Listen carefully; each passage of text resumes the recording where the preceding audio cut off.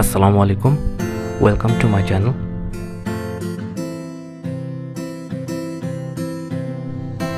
আজকের এই ব্লগে আমি আজ আপনাদের সাথে আমাদের সাজেক ট্যুরের ডিটেলস শেয়ার করব। এই ভিডিওতে আপনারা জানতে পারবেন কীভাবে সাজেক এবং এর পার্শ্ববর্তী স্পটসগুলো ভিজিট করা যায়। শুরুতেই আপনাদের সাজেকের ব্যাপারে কিছু ইনফরমেশন দিয়ে রাখছি। সাজেক ভ্যালি বাংলাদেশের one of the most popular tourist spots. এই স্পটটি রাঙ্গামাটি জেলার বাঘাইছড়ি উপজেলার সাজেক ইউনিয়নে অবস্থিত। বেসিক্যালি সাজেক নদীর নামানুসারেই এই এলাকার নামকরণ করা হয় সাজেক। চলুন তাহলে আমাদের জার্নি ডিটেলস শেয়ার করা যাক। আমরা আমাদের সাজেক যাওয়ার 7 দিন আগে কল্যাণপুর বাস স্ট্যান্ড থেকে শ্যামলীপুরন বাসের টিকিট কেটে ফেলি। আমাদের বাস ছিল রাত 11টায়। ট্রাভেলের দিন আমরা 10:30টায় কল্যাণপুর বাস স্টেশনে পৌঁছে যাই। অ্যাপ্রক্সিমেটলি 3 ঘন্টা পরে আমরা কুমিল্লায় গিয়ে পৌঁছাই। সেখানে অফবিট রেস্টুরেন্টে আমরা 20 মিনিটসের একটি ব্রেক নিই। আপনার ইচ্ছা করলে এখান থেকে ভারী খাবারও খেয়ে নিতে পারেন। 20 মিনিটস ব্রেকের পর আমরা যার যার মতো বাসে উঠে পড়লাম।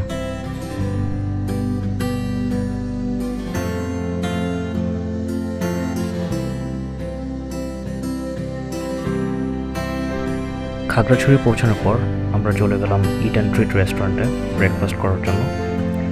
এই রেস্টুরেন্টটা আমাদেরকে অনেকেই রেকমেন্ড করেছে। ইট অ্যান্ড ট্রিট থেকে ব্রেকফাস্ট সেরে নিয়ে আমরা চলে গেলাম চাঁদের গাড়ির খোঁজে। আমরা যেহেতু 9 জন গিয়েছিলাম, আমরা 12,000 টাকার একটি প্যাকেজ চুজ করলাম। এই প্যাকেজ ইনক্লুডেড ছিল সাজেক যাওয়া আসা, আলুটিলা গুহা ভ্রমণ, রিসাং ঝর্ণা ভ্রমণ এবং ঝুলন্ত ব্রিজ ভ্রমণ। আমরা 9টার দিকে খাগড়াছড়ি শাপলা চত্বর থেকে সাজেক ভ্যালির উদ্দেশ্যে রওনা দিলাম। অ্যাট ফার্স্ট আমরা যাব বাগাইহাট আর্মি ক্যাম্পে, সেখান থেকে আমরা চলে যাব সাজেক ভ্যালি। আমরা দীঘিনালা হয়ে বাগাইহাট আর্মি ক্যাম্পে গিয়ে দাঁড়াবো। সেখান থেকে সব ট্রান্সপোর্টসগুলোকে একসাথে 11টায় আর্মির তত্ত্বাবধানে সাজেকে নিয়ে যাওয়া হবে।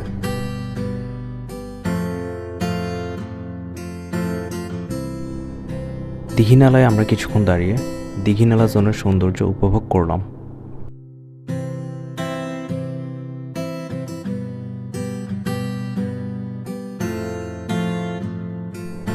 চলে এসেছি বাগাইহাট ক্যাম্পে। এখানে সব ট্রান্সপোর্টসগুলো এসে দাঁড়াবে। ট্রান্সপোর্টসগুলোকে একত্রে রেখে সাজেকে নিয়ে যাওয়া হবে 11টার পর।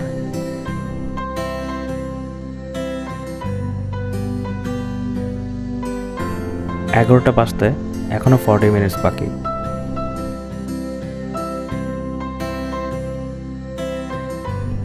তাই আমরা চাঁদের গাড়ি থেকে নেমে পাহাড়ি সিজনাল ফ্রুটসগুলো ট্রাই করলাম।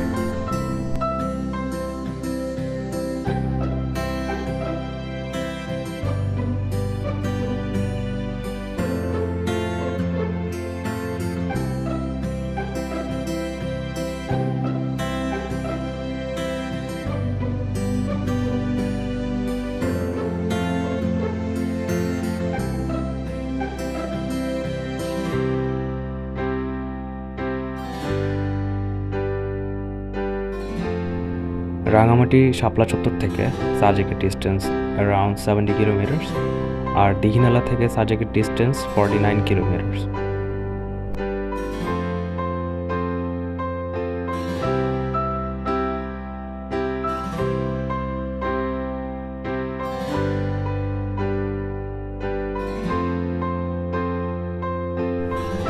বাঘাইহাট থেকে সাজেকে পৌঁছানো পর্যন্ত রাস্তার দুধারের সৌন্দর্য আপনাকে অবশ্যই অ্যামেজ করবে।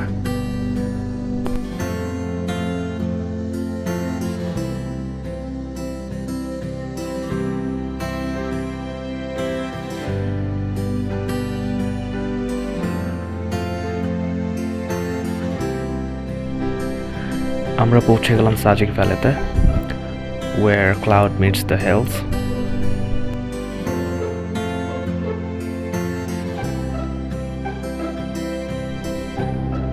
হাতের বাম পাশে যে রিসোর্টগুলো দেখছেন সেগুলো হচ্ছে বাংলাদেশ ভিউ রিসোর্ট, আর হাতের ডান পাশে যে রিসোর্টগুলো আছে সেগুলোকে বলা হয় মিজোরাম ভিউ রিসোর্ট।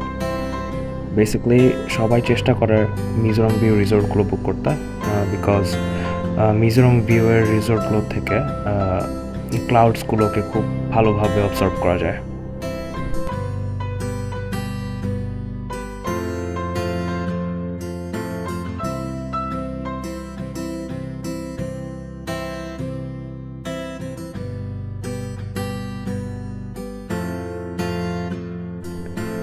চাঁদের গাড়ি থেকে নেমে আমরা ডিরেক্টলি চলে গেলাম আমাদের রিসোর্টে।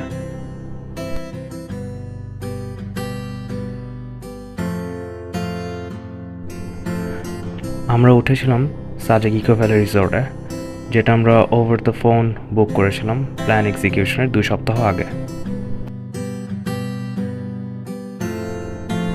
We got freshen up and in the meantime আমরা লাঞ্চ করার জন্য সাজেক ইকো ভ্যালি রিসোর্টের ডেডিকেটেড রেস্টুরেন্টে বুকিং দিয়ে আসলাম।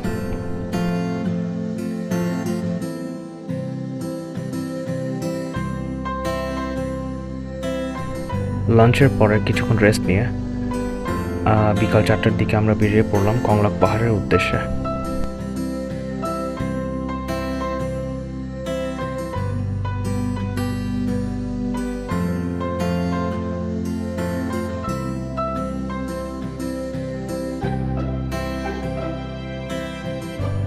কংলাক পাহাড়ে যাওয়ার সময় আমরা 2 জন চাঁদের গাড়ির রুফে উঠে বসলাম।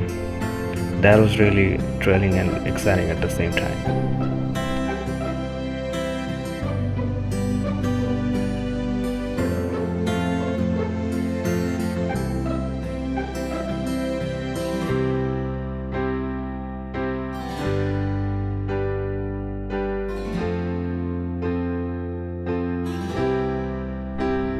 Sea level থেকে সাজেকের elevation around 1500 feet, আর কংলাক পাহাড় হচ্ছে সাজেকের পিক।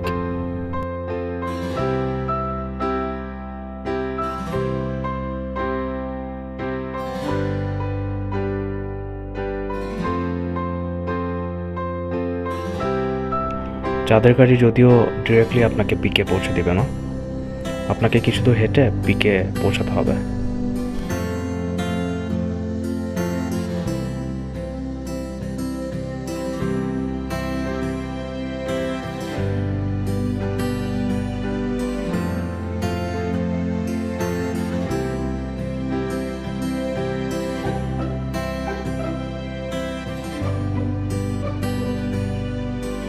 পিকে ওঠার পর আমরা সাজেকের ভিউ এনজয় করতে বিজি হয়ে গেলাম।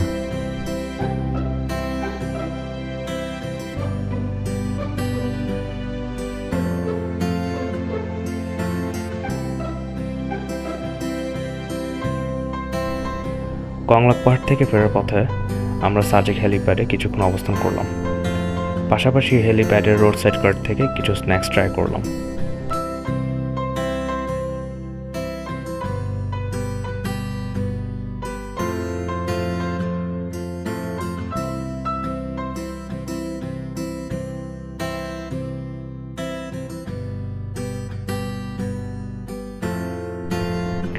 এরপর আমরা সরাসরি চলে এলাম আমাদের রিসোর্টে। সন্ধ্যা থেকে রাত পর্যন্ত আমরা রিসোর্টে সবাই মিলে আড্ডা দিলাম।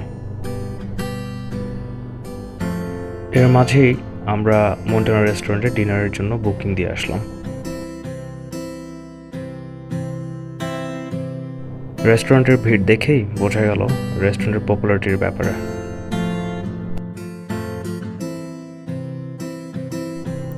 আর সাজেকে এসে যদি আপনারা বারবিকিউ পার্টিতে অ্যাটেন্ড করতে না পারেন, স্টিল আপনারা ট্রাই করবেন ব্যাম্বু চিকেন।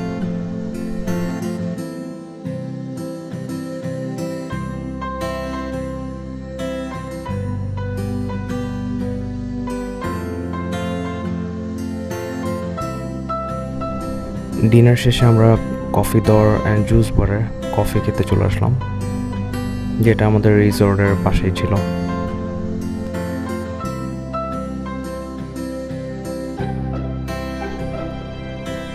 কফি খেয়ে আমরা আরও ঘন্টাখানেক সাজেক রোডে হ্যাং আউট করলাম।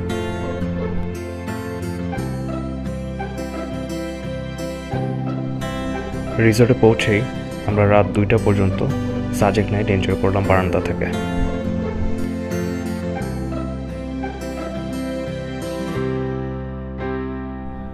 পরের দিন সকালে সাজেকের পার্শ্ববর্তী স্পটসগুলো ভিজিট করে আমরা ভিজিট করব রিসাং ঝর্ণা, আলুটিলা কেভ আর ঝুলন্ত ব্রিজ।